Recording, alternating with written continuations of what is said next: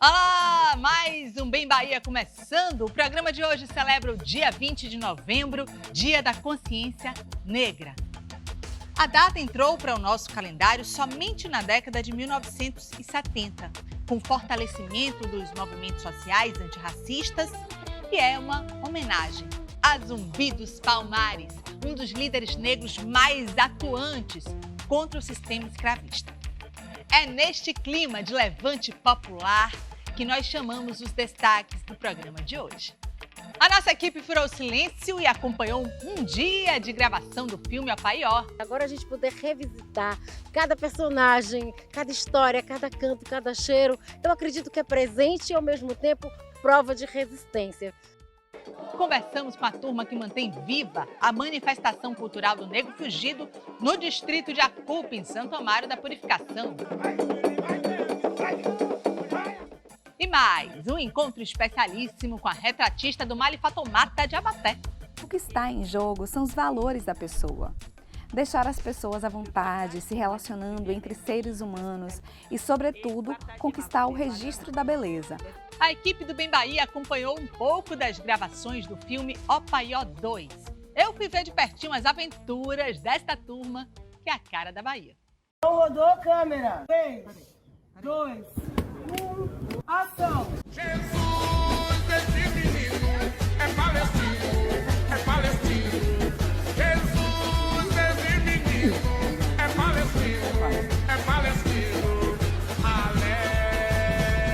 Lázaro Ramos e o bando de teatro Olodum acabam de gravar Opaió 2. A trama se concentra a maior parte do tempo no centro histórico de Salvador. Eles voltam 15 anos depois para as telonas, sem deixar de se conectar com as questões sociais vividas pelo povo preto da Bahia. O bando trazendo de novo suas narrativas, seu jeito de interpretar, chegando nos cinemas e garantindo certamente, novamente, de novo, sucesso.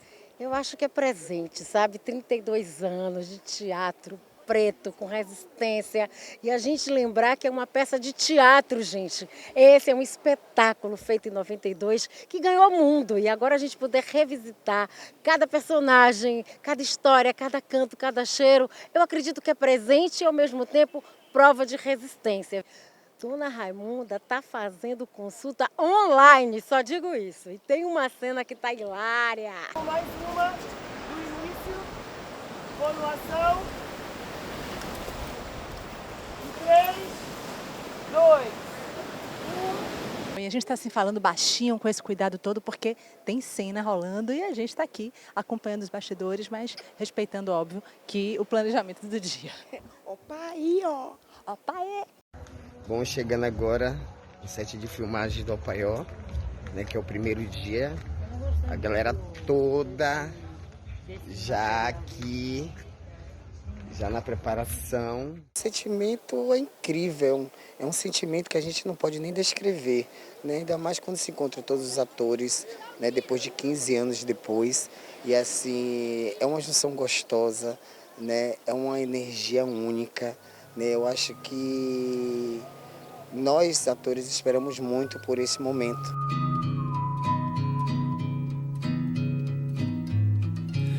Pra esse canto do mundo, de onde é que ele vive? É um set de mulheres e muitas mulheres pretas. Eu acho que a gente vai fazer história mais uma vez, além de você ter um grupo de atores e atrizes pretas dentro do audiovisual, um grupo nordestino como é o Bando de Teatro Olodum, a gente agora tem um set comandado por mulheres pretas. Viviane Ferreira, nome consagrado no cinema brasileiro, no cinema preto. E aqui na Bahia, puxando já a minha sardinha, tem um gostinho, um tempero diferente, né? Acabou de sair do mar, não resistiu, terminou, deu take final, um mergulho. Ai, Vânia, assim, o gostinho mesmo é de estar filmando em casa. Assim, Opaió 2 é um presente, porque a sensação é de filmar com a família.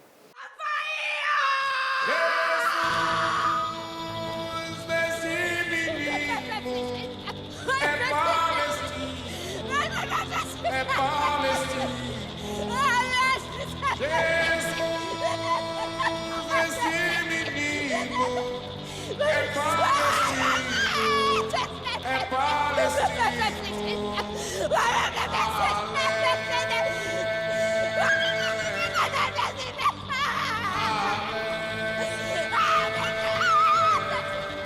gente lembra que no Opaió 1, Dona Joana teve os filhos assassinados pela polícia e uma mãe viver no luto dos filhos assassinados pela polícia não é coisa simples. Então a gente vai olhar um pouco no Opaió 2 para isso. São feridas e a gente tenta trazer com um pouco de humor para dar essa leveza, que por mais que a gente ache muito bacana Reginaldo e Maria, mas é uma relação tóxica, a gente traz humor, Érico Braz, como sempre, muito divertido, e a gente vai mesclando isso para contar essa história. Compartilhar que o Bando de Teatro Olodum é uma família muito generosa, né? Se a gente está falando de um grupo de teatro com um elenco autor.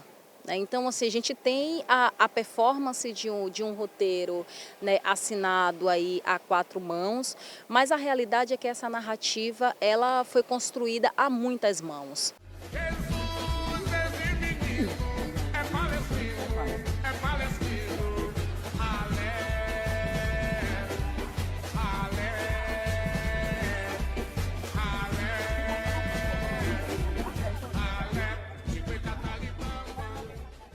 A manifestação cultural, conhecida como Nego Fugido, é uma das mais importantes, ocorridas em Acupe, distrito de Santo Amaro da Purificação.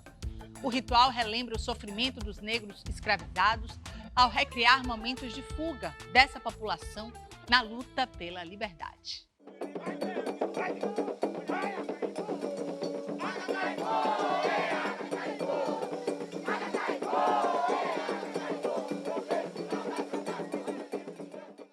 Nego Fugido, 200 anos de história, conta a história do escravo, do homem e a mulher na África, o momento em que ele é invadido, o território dele é invadido pelos europeus e eles são, acontece a emboscada e há uma captura.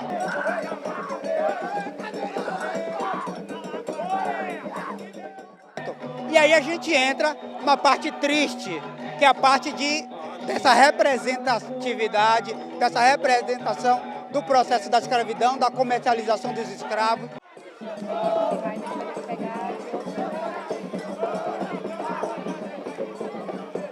O primeiro passo para a manifestação é a confecção das roupas. Então os integrantes se reúnem para colher folhas de bananeira que vão compor a saia, que é uma das partes principais da roupa. Tem que ser sempre folha seca? É, sempre folha seca, é que dá o detalhe, a apresentação.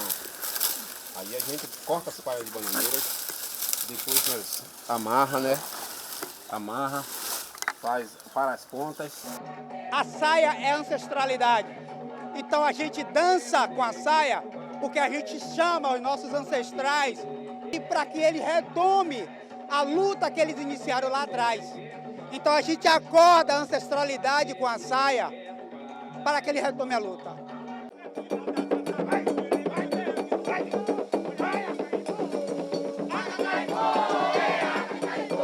E aqui o pessoal já está se preparando, se caracterizando para a manifestação. Essa maquiagem consiste em carvão no rosto? Vem da história do Nego Fugido, de trazer a matéria morta para reviver nossas ancestralidades no meio da atividade. O vermelho que vai ser pintado na boca dele, que é a expressão do sangue, a revolta, a luta, e o carvão, como eu falei, que é a matéria morta. Eu diria que essa é uma dinâmica que já vem passando de geração para geração. Quais são os personagens que existem? A gente tem uma madrinha, tem um soldado que é referência ao governo militar, tem um rei, tem um capitão do mato, tem as negas fujonas, que são essas neguinhas aqui que estão hospitando, e tem os caçadores. E também tem os músicos, que são os tocadores dos atabaques.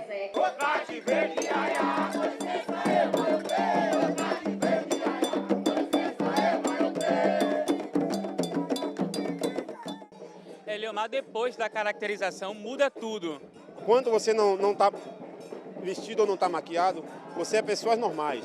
Mas quando você bota a maquiagem, que bota a fantasia, você se transforma. Você não é mais a pessoa normal. Você é uma pessoa totalmente do além, você é uma pessoa diferente. É uma incorporação de outras pessoas de outro mundo. Enquanto fala sobre o Negro Fugido, eu fico muito emocionado, que vem uma força de onde eu não tenho.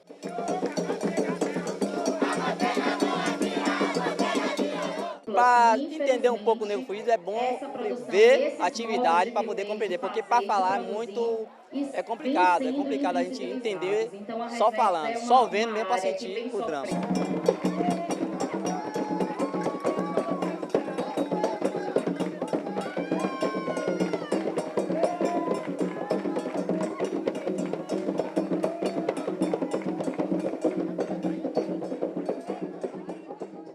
Tá aí, o Negro Fugido é pura potência, uma manifestação realmente impactante, nos ajudando a contar histórias. Agora é hora da gente aumentar o som para conhecer o grupo Africania, que lançou o álbum O Curador do Museu do Imaginário, através do selo Educador FM, uma iniciativa da nossa radinha, nossa querida Rádio Educador FM.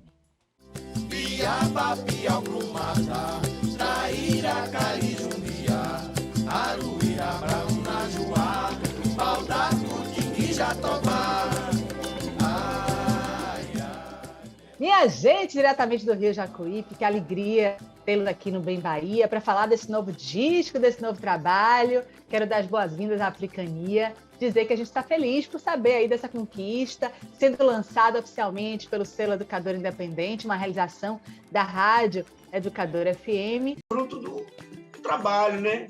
Fruto desse amor, desse engajamento para a arte acontecer da nossa parte.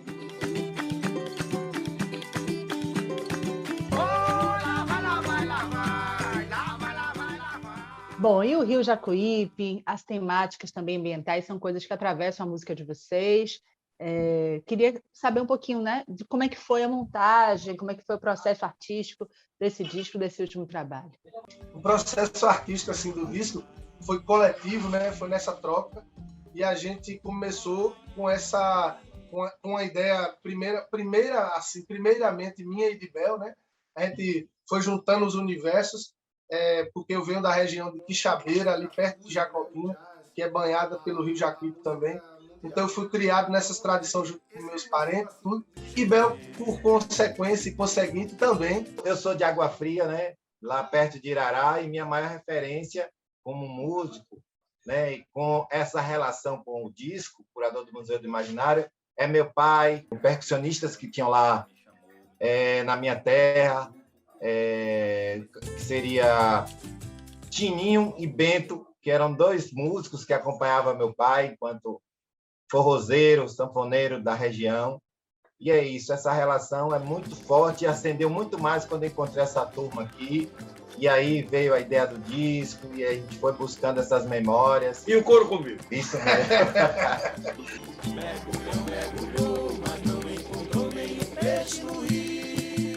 12 canções, como é que foi isso? Cada um foi tudo muito junto? Ou um foi fazendo um pouco? Como é que é o processo mesmo de composição de vocês? É importante a gente falar que esse processo, algumas dessas músicas já existiam, já eram de domínio público, que ninguém sabe quem é o autor, porque às vezes ninguém é coletivo e naquele dia ninguém lembra mais quem compôs. A gente adaptou algumas peças dessas e compôs algumas músicas que se relacionavam com essas peças. Segunda-feira, vem pra cá, vem variar. Ter esse disco chancelado pela Educador FM é de grande importância para a gente, porque isso é um reconhecimento não só da turma, né, que a gente gostaria que esse trabalho chegasse, mas também as instituições que acabam dando esse suporte, esse valor para o que a gente faz.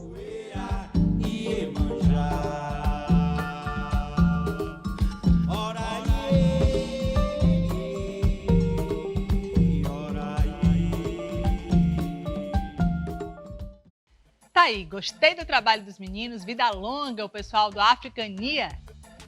E como falamos da nossa rádio, da 107.5, eu quero lembrar que você já pode votar na sua música preferida entre as 50 selecionadas do Festival de Música Educadora FM.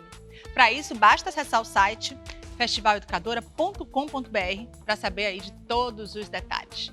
Agora a gente vai fazer aquele rápido intervalo e no próximo bloco, um modo divertido de produzir retratos pela lente da fotógrafa africana Fatoumata Diabaté.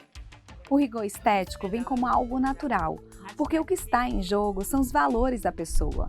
Deixar as pessoas à vontade, se relacionando entre seres humanos e, sobretudo, conquistar o registro da beleza.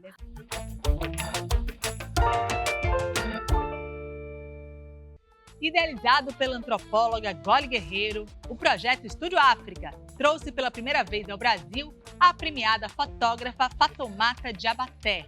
A artista é reconhecida pela estética de rua dos antigos retratistas dos anos 50 e 60.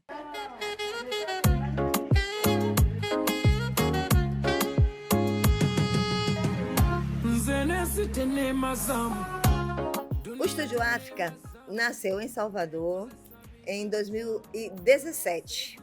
Né? Ele vem de uma pesquisa sobre fotografia africana, esse repertório majestoso, super pouco conhecido ainda. E quando eu conheci esse campo de produção artística africana, eu fiquei totalmente fascinada. Então, anos depois, surgiu essa ideia de fazer um estúdio na rua, inspirado na história e nas práticas da fotografia africana.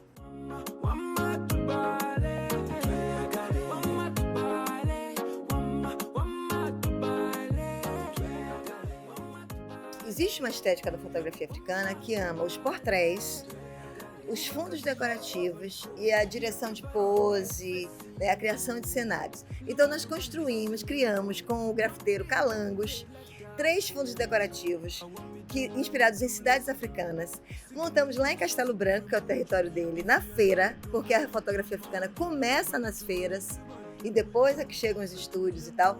Então, montamos lá e convidamos as pessoas de Castelo Branco a posar como se estivessem em cidades africanas.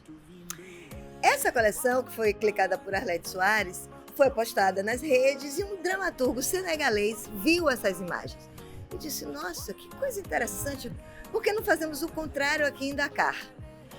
Fazemos o fundo de Salvador e convidamos a nossa comunidade de Ará.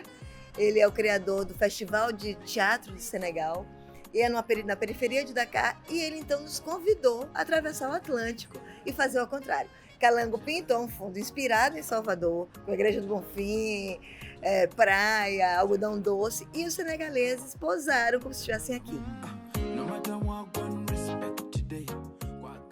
Seguindo a pesquisa, eu falei, por que não convidar alguém da fotografia na África para vir realizar em Salvador uma coleção africana-baiana? Foi assim que o Estúdio África chegou ao nome da fotógrafa malinesa Fatoumata Diabaté. A artista é reconhecida pelo projeto Estúdio Fotográfico de Rua, que homenageia os pioneiros da fotografia africana. Antes de eu nascer, minha família já frequentava o estúdio de Siedo Keita. E desde que estou no mundo, eu lembro de ver essas fotos, esses álbuns de família.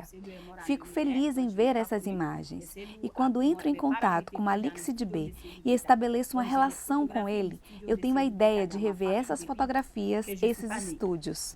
Que é um super álbum de meus parents. Uma das primeiras escolhidas para ser dirigida por Fatoumata, a fotógrafa e ex-aluna da Escola Cabum, Mayara Cerqueira, conta por que foi tão importante fazer parte dessa residência, que selecionou 10 fotógrafas negras bolsistas e mais 6 como ouvintes. Mas foi realmente uma honra e ter essa troca com ela, de estar no local de ela me dirigir, de ela de imaginar a imagem, né? E ela assim ter esse poder sobre a imagem e eu não ver o resultado assim de imediato. É uma outra sensação de referência que vem para o meu trabalho. Valor natural que j'ai dans moi, je ne force pas, c'est naturel. O rigor estético vem como algo natural, porque o que está em jogo são os valores da pessoa. Deixar as pessoas à vontade, se relacionando entre seres humanos e, sobretudo, conquistar o registro da beleza, porque todo mundo quer ser belo. A mérite d'être beau ou belle.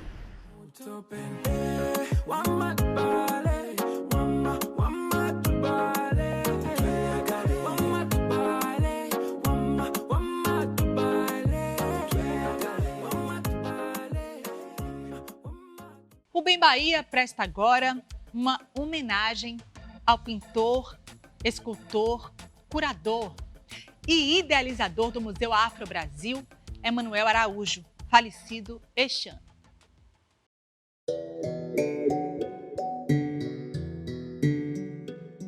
Baiano de Santo Amaro da Purificação, o artista plástico Emanuel Araújo, além de uma carreira brilhante em diversas frentes da produção artística, deixa um legado de defesa da contribuição africana na formação da identidade brasileira.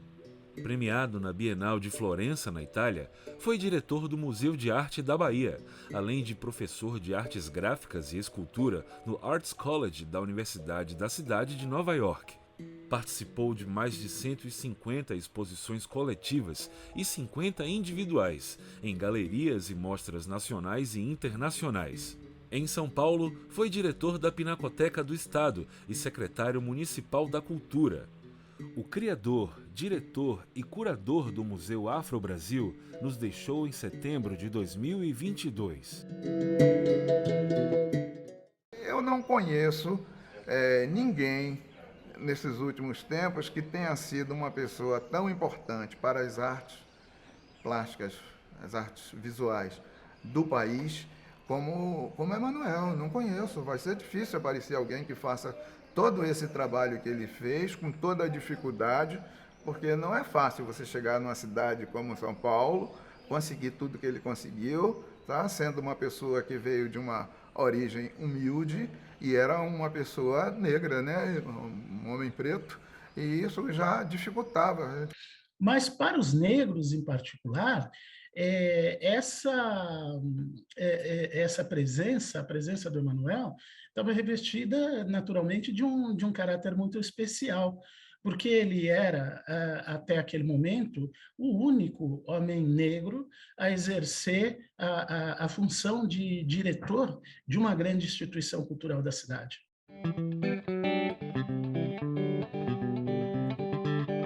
Ele sempre foi um artista muito importante, primeiro pelo trabalho dele com a gravura, né? Porque na época que ele começou a fazer gravura, tinham também muitos outros artistas que eram artistas muito bons. Mas ele começou a fazer um trabalho diferenciado, até porque essa visão dele em relação a essa afrodescendência, quando eu conhecia Emanuel e que eu frequentava a casa dele, já tinha lá um monte de máscaras africanas que ele sempre, que viajava, ele trazia, e isso foi muito importante.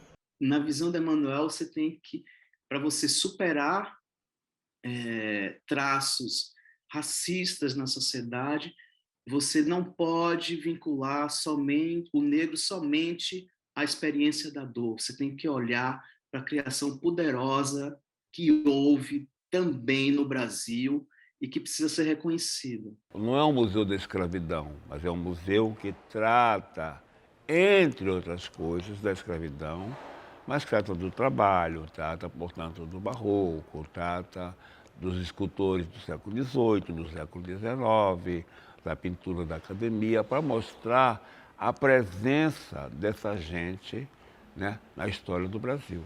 Emanuel absorve profundamente uma visão de curador que é quebrar a hierarquia entre arte popular e arte erudita, dispor a arte popular como uma expressão artística.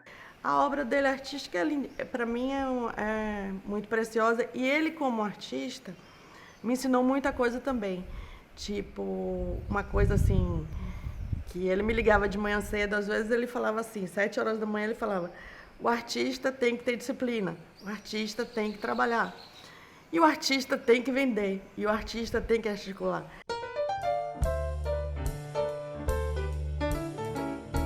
Foi essa pessoa que construiu algo que é um divisor na percepção do brasileiro sobre o seu legado artístico afro-brasileiro. A maior obra de Emanuel é o Museu Afro.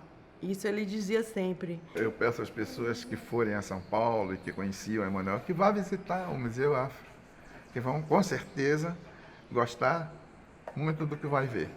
E é um museu que não, sabe, é um museu que não tem essa coisa da folclorização do negro, mostra o negro como elemento participante na vida, sobretudo na vida cultural. São várias as instituições pelas quais o Emanuel passou. Em todas elas ele deixou uma marca forte, uma marca potente.